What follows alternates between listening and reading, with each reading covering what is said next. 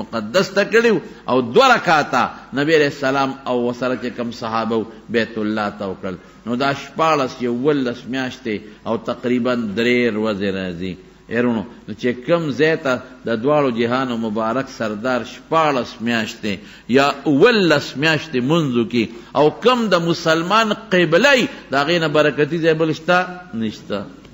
اقا قبله د مسلمانانو چې دا موږ ورته قبله اول وایو، نو اول څه حقیقي اول نه دی، د هغې نه مخکې رسول الله مبارک بیت الله ته منځ کړی دی، خو دا تحویل چې راغی د هغې نه مخکې بیت المقدس ته 14 میاشتې منځ شوی دی. نو هغه نن د یهودو په قبضه کې ده، نیم کې خپل عبادت خانه جوړه کړې ده او باقي نیم کې د مسلمانانو ده، خو د هغوی خوښه دیوالې پکې والې کې کوم مسلمان پرېږدي او کوم مسلمان نه پرېږدي.